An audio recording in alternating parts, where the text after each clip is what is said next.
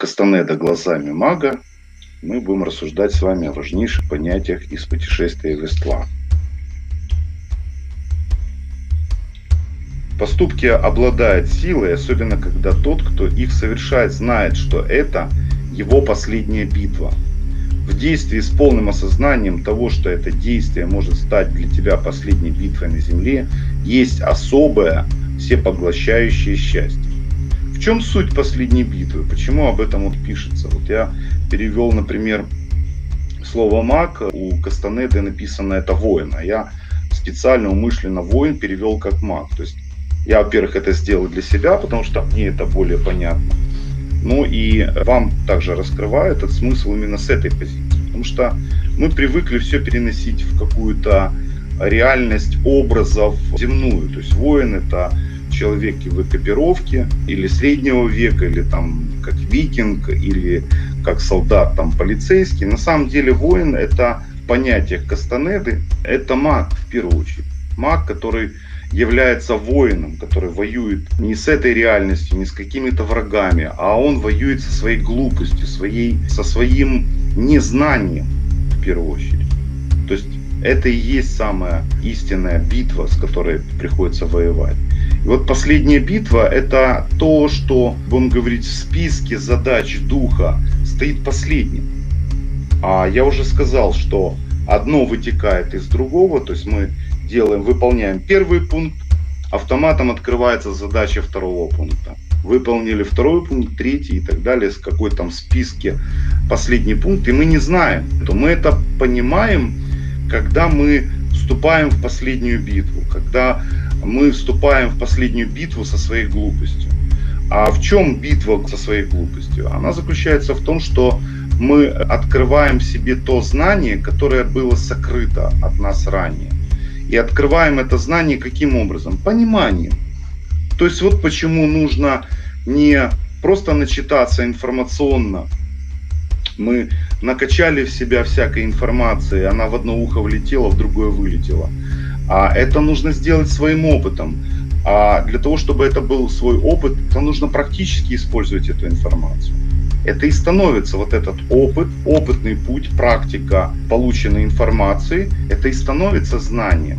И вот это понимание механизма, как это действует, как это работает, как мы можем влиять на реальность, как мы можем преобразовать себя, как мы можем изменить и так далее и тому подобное, это и есть те задачи, которые мы должны выполнить. Поэтому не нужно там ставить задачи: женился, родил, там пошел отслужил, там поел, добился каких-то высот. Это все средства, между прочим, средства вспоминания. Основные задачи — это духовное развитие, это путь мага. А я уже говорил, маг — это не регалия, которую испортили определенным видением шизотерики, да, шизотерические видения, или битвы экстрасенсов, или другие шоу.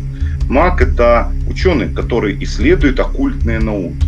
То есть оккультные — это околокультурные науки, я расшифровываю просто, околокультурные науки, которые находятся вне определенной традиции или культуры, и которые объяснить какими-то логическими или понятными теориями или какими-то средствами, доказывающими те или иные действия, невозможно. Это можно только принятием, восприятием и видением. Я вам хочу сказать, современная наука корнями своими лежит в магии. Потому что то, что нельзя было объяснить, это могли объяснить маги. У них было определенное объяснение, основанное на интеллектуальном и интуитивном видении. Это люди, которые исследовали, экспериментировали, притом экспериментировали не с приборами какими-то, а исследовали. Те же самые древние ученые, Леонардо да Винчи, Ньютон и тому подобные товарищи, и многие сожженные инквизицией, их считали.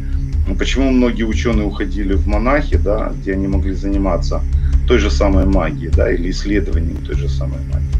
Но множество пострадало из-за того, что то, что сейчас считается законом или открытием каких-то законов, тогда это считалось каким-то непонятным, необъяснимым. Навешивали ярлык, что это какое-то исчадие ада или принадлежность к какому-то там товарищу.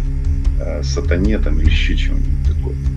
Самое главное — это та последняя битва, которую мы не знаем, какой мы совершим. Когда придет понимание последнего момента задачи души, задачи духа, тогда человек уходит с этого плана, то есть он выполнил свою задачу. Нам отведено какой-то период жизни, и хорошо, если мы за эту жизнь досрочно освободимся из этого бренного тела с выполненной задачей, потому что как таковой смерти нет, и та эйфория относительно понятия смерти — это соотношение ума к телу. На самом деле понятие смерти — это невыполненные задачи.